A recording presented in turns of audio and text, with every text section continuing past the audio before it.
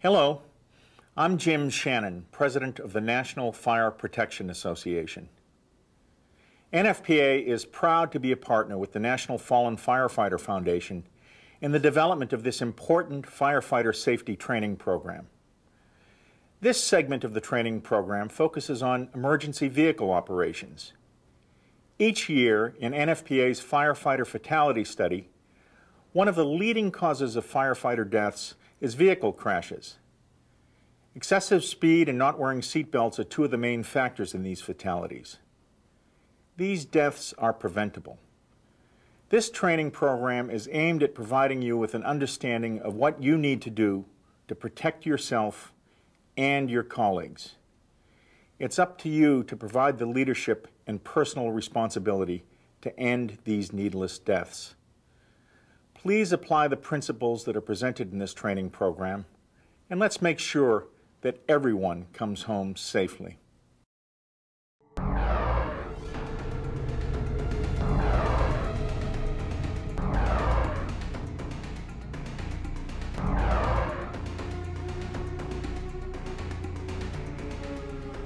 It is truly ironic that so many firefighters die on the way to save others.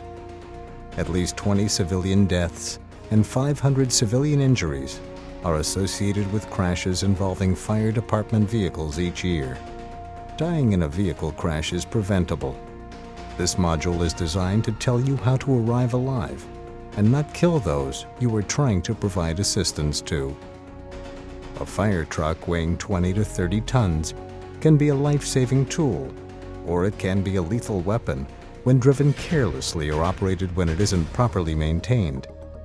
Your life, the lives of other firefighters and citizens, should not be put in jeopardy. Think it won't happen to you? 26 firefighters had that same thought last year. They were wrong. You may be wrong too. In fact, there are approximately 15,500 emergency response collisions per year that result in on average 1,000 firefighter injuries. Astonishingly, over 80% of the firefighters killed in vehicle crashes were not wearing seatbelts, and approximately 27% were ejected at the time of the crash. In addition, every year falls from moving apparatus claim the lives of firefighters who were not properly seated and belted in approved riding positions. Almost half of the vehicle-related firefighter deaths in the last 10 years involved volunteer firefighters responding to incidents in privately owned vehicles. Tankers, which are particularly prone to rollover accidents, claim more fatalities than engines and aerial apparatus combined. The two primary causes of firefighter fatalities and injuries in vehicle-related accidents are not surprising. They include rollover accidents and intersection crashes. The root cause of these accidents? Excessive speed. However, firefighters have also died by falling from apparatus and also by being run over or backed over. In addition, every year firefighters are struck and killed by passing vehicles while conducting emergency operations or managing traffic at the scene of an incident. Remember, when you become a victim in secondary incidents, you are no use to the citizens you are responding to help. If you do not arrive alive, the people who were depending on you for life-saving assistance are now left defenseless. We had a history of unsafe driving practices. We had a culture that encouraged speed, first on the scene, whether you're first due or not. A culture that encouraged and described a near miss as good driving from a driving perspective.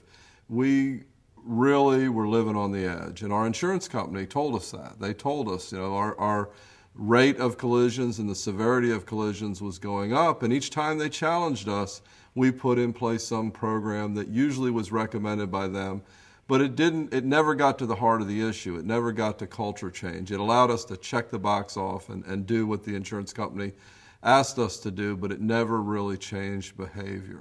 Remember, when we talk about the fire service culture, we are talking about you, your behavior, and your beliefs. This is about saving your life and eliminating the unrelentingly high rate of firefighter deaths associated with vehicle accidents.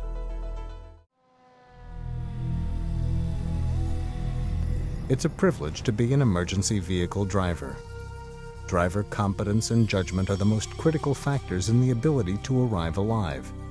Ask yourself a question. How would you respond to the following? Report of smoke showing. Box alarm from the high school. Working fire with people trapped.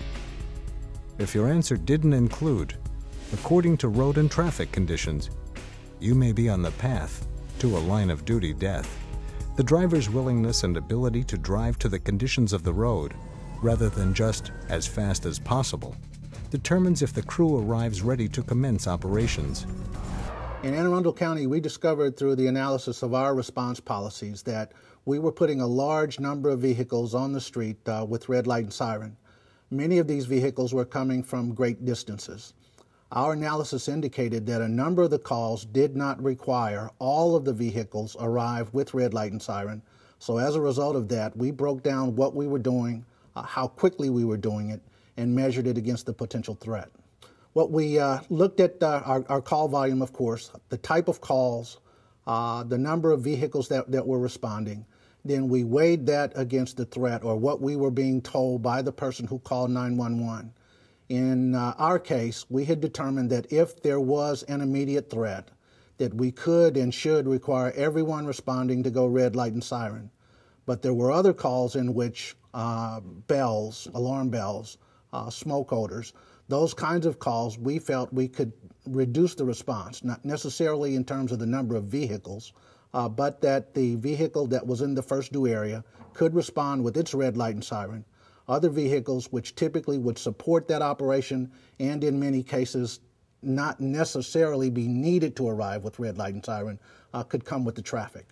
We certainly have a history that includes fire truck crashes and significant injuries, and in some cases even death. So to consider this as part of the larger everyone goes home concept was certainly a part of what we've been thinking about. The issue of fire apparatus is the junction between driver and machine. Fire department vehicles must be properly maintained and regularly inspected to ensure they are in proper mechanical condition. All fire departments should develop maintenance programs in accord with NFPA 1915, Standard for Apparatus Preventive Maintenance Program. The driver-operator is expected to perform daily and weekly checks to verify that the vehicle is in proper operating condition and ready for emergency response.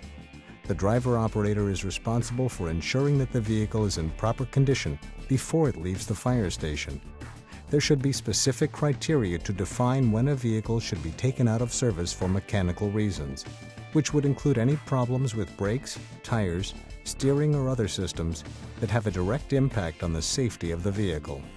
Many departments continue to use unsafe or defective vehicles because they lack the funds to replace or repair them. The consequences of this decision can be both costly and tragic.